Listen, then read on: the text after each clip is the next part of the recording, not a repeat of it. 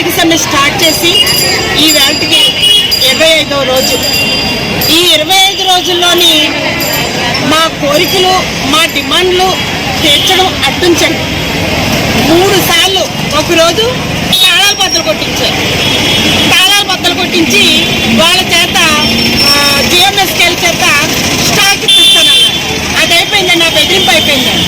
రెండో బెదిరింపు అండి, మెప్మా వాళ్ళు తీసుకొచ్చి సెంటర్కి 6గురిని వేసి పిల్లల్ని తీసుకొచ్చి భోజనం వెండబెట్టమని చెప్పమన్నారండి. మేము ఇద్దరమే చేస్తామండి డ్యూటీ. మా సెంటర్లో ఎంతమందిని వేస్తున్నారో చూసారండి ప్రభుత్వం. అది అయిపోయిందండి. ఈరోజు మళ్ళా నోటీసులు ఇమ్మన్నారండి. ఏ నోటీసులు ఇస్తారండి? ఏం నోటీసులు ఇస్తారో? మమ్మల్ని బయట పొమ్మని నోటీసులు ఇస్తారా? అది ప్రభుత్వం చేసే తీరేనా? ఒక్కసారి మనస్సాక్షితో ప్రభుత్వాన్ని ఆలోచించుకోమని చెప్పండి. మేము తాటాకు చప్పుడులకి అడిలిపోయేటువంటి సమ్మె కాదు మాది. మా పోరాటం ఎలాంటిదన్నది ప్రభుత్వానికి తెలుసు. గుర్రాలతో తొక్కినా మేము లేవలేదు. మా పోరాటాన్ని ఇలా బలం చేసుకుంటూనే వచ్చాం. డిమాండ్లు ఇచ్చేసాం, వాళ్ళు ఇంకా కూర్చునే ఉన్నారు అని చెప్తున్నారు. ఏ డిమాండ్లు ఇచ్చారండి? 62 సంవత్సరాలటండి పదవీ విరమణ వయసు పెంచేస్తారటండి. అది మా కడుపు నింపుతుందండి? మా కడుపు నింపదు కదా. పదవి వారికి మన యూనియన్లోని ఆయాలకటండి వాళ్ళకి 50 సంవత్సరాలు అమలు చేసేసారటండి. అదేవిధంగా టీఏడిఏలటండి నెలకొకసారి ఇప్పుడు మొదలెడతారటండి.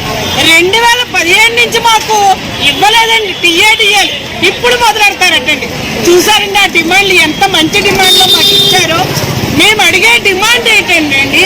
వాళ్ళు ఇచ్చే డిమాండ్లు ఏంటి? ఆ 11 డిమాండ్లో మా కడుపు నింపే డిమాండ్లు ఇవ్వట్లేదు. మేము ఈ విధంగానే కూర్చుంటున్నాం. ఆడవాళ్ళం 9ంటికి వస్తున్నాం, 5 వరకు కూర్చుంటున్నాం. మా ఉద్యోగాన్ని వదులుకున్నాం, మా శాలరీ ఇవ్వరు.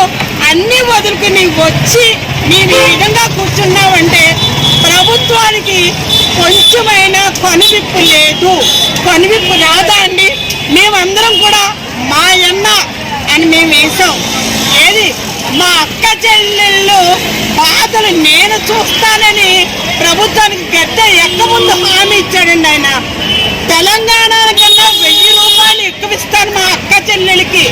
2 నెలలకు ఒకసారి జీతాలు రావట్లేదు. మా అక్క చెల్లెలు ఎంత బాధపడుతున్నారో అని హామీలు ఇచ్చిన అన్న అక్క చెల్లెలు ఆర్తదని వినిపించట్లేదండి. ఆకలికి వినిపించట్లేదండి. ఎందుకండి ఈ ప్రభుత్వం కళ్ళు మూసుకుని ఉండడం? ఒక్కసారి కళ్ళు తెరవండి. కళ్ళు తెరిచి మేము అడిగిన అసలైన డిమాండ్ మాకు జీతాల పెంపు, పెన్షన్ అమలు, గ్రాడ్యుయేషన్ అమలు చేయండి. మేము ఒక్క 5 నిమిషాలు కూడా ఈ సమ్మెలో ఉండవండి. అవి చేస్తే మేము వెంటనే సమ్మె విరమించి బయటకు వచ్చేస్తాం. 4 బెదిరింపులు అయిపోయాయండి. మరి ఇంకేం బెదిరింపు తీసుకొస్తారో తీసుకురండి. ఎంత బెదిరింపులు తీసుకొచ్చినా మేము అదిరేది లేదు, బెదిరేది లేదు. మా సమ్మెను ఇంకా ఉధృతం చేస్తాము. ఇంకా జిల్లాలో, రాష్ట్రంలో 24 గంటలు రిలే నిరాహార దీక్షలు చేయడానికి కూడా పూనుకున్నాము.